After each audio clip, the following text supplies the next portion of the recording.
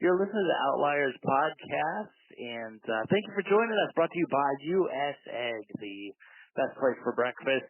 Breakfast so good, you forget lunch is just as good. So join us for breakfast at US Egg. Scottsdale and Shay. Jim, thanks for joining us today. JP's Comedy Club, founder, owner, creator, initiator, making it happen out in Gilbert.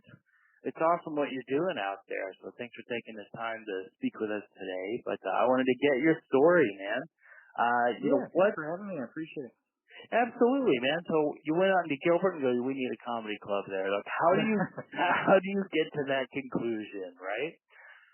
Yeah, right. I started out in comedy. I've been doing comedy just a few years now, and it got to the point where, you're chasing 5-10 minute spots all over Phoenix, and then you're also traveling and stuff to get on stage. And I was looking at how much I was spending on just simply gas money and comedy schools and networking. And I told my wife, I'm older. I've been married over 20 years, got 2 kids. And I told her, I said, I think it'd be cheaper to actually open our own club. The East Valley doesn't, at least in Gilbert, doesn't have a stand-up comedy club. So we thought we'd take that risk. And a lot of people were like, why do it when COVID's happening? And I think it was actually the best time to do it because there was so many opportunities. Coming out. Mike Finney's going to be there. He was one of the early 80s comedy club owners out there. So it's kind of coming full circle. Oh, too funny. I didn't even know that about Mike, but I was recommended to him, and we booked him, and we got quite a few great acts coming up. We have Jill Kimmel will be there, and we've had Jay Penn in the past, and Tony Visick's real involved with the club, and Isaac the Magician, and all kinds of, we've been really focusing on local Arizona talent right now just because of people not being, feeling safe traveling and stuff, but we plan on having, people from everywhere. So we've been really focusing on local Arizona talent, and then our headliners have been a mixture of that and traveling, touring comics as well.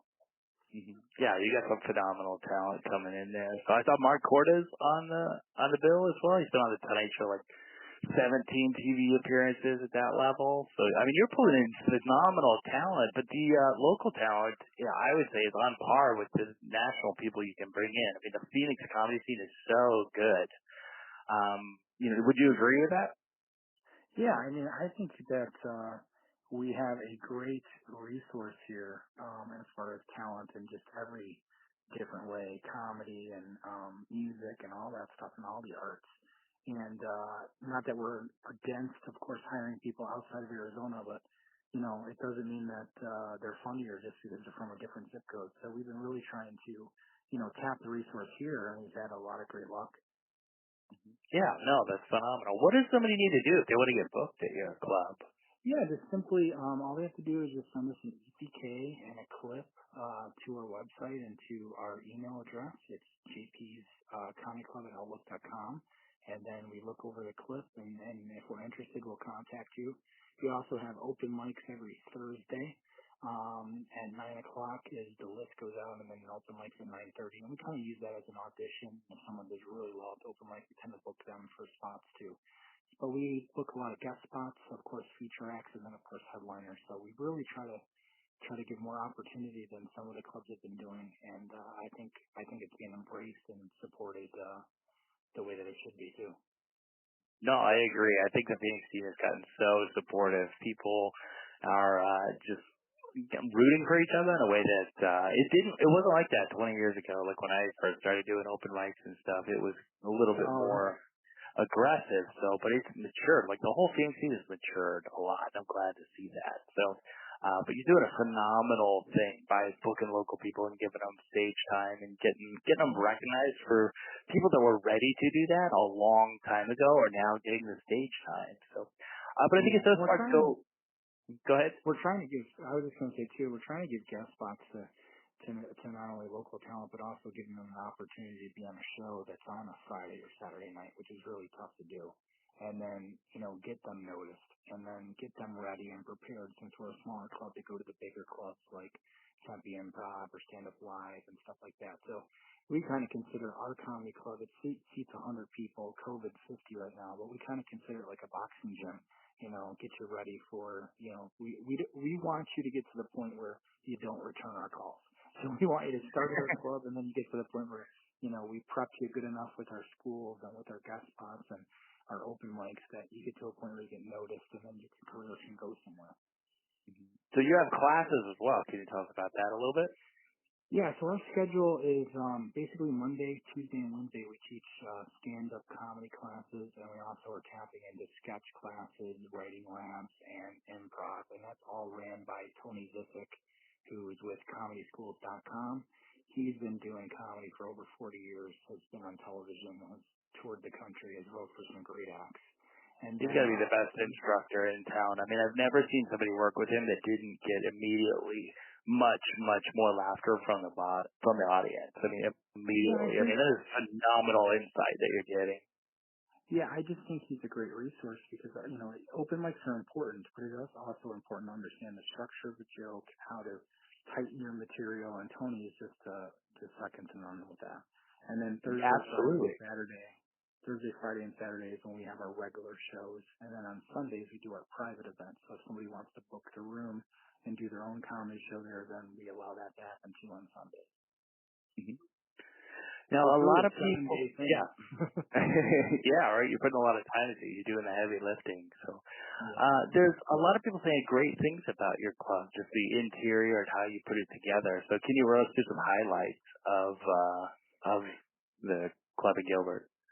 Well, my heart is a comedian. I started as a comedian. I've been a business owner all my life. I've never owned a comedy club. So, of course, once I noticed that I could make the numbers work, then I wanted to make a room that was one that a comic would like. And what I mean by that is that when you stand on our stage, it seats 100, but what's nice is that it's a room that's lit properly. There's not a bad seat in the house. And I think any comic that comes through that says, this is a comic's room. And I think that's why I like it. And then we have, just decor and stuff that's honoring the community and the comedy community with that kind of stuff. But and if anyone wants to check out pictures of the club, they can on our website. We have tons of pictures uploaded and videos at jpscomedyclub.com. Mm-hmm. Yeah, we'll put a link to there as well as the schedule for the open mic and shows coming up. Is there a specific show that you're excited about coming up that we can help promote? Well, we do have this weekend with Manny Hernandez, but we also have Michael Longfellow that's going to be there. He's headlining the 17th, 18th, and 19th. He's been on Conan O'Brien and the show NBC's Bring the Funny. He's a great young comedian that's going places, of course, and we're honored to have him at the show. So I think that's going to be a fun weekend. And then we have a couple contests in between. And then, as you mentioned, we have Mark Cordes. I believe he's coming, when is that? December 10th, 11th, and 12th he'll be headlining that weekend.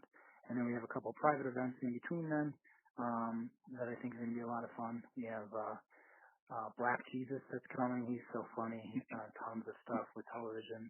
And we have Jacoby Willis, who's producing that show, but that guy's really funny. I think he looks like Slink Johnson, but he's known as Black Jesus on TV. Mm-hmm. Phenomenal. Jim, tickets are typically $15. Do you guys have a drink minimum?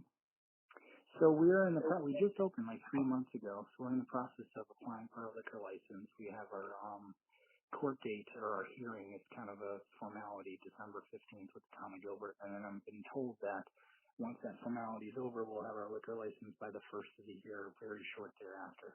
We do. I'm excited for you for that. That's gonna open the doors for you. Very cool. I think that'll help quite a bit. Yeah, it's we're funnier if people drink. So that's what we're doing. And then I do comedy too, so it's been a lot of fun. I get to go on stage a lot more, and I get to meet and network and kind of see comedy from a different point of view, and it's really been a cool journey.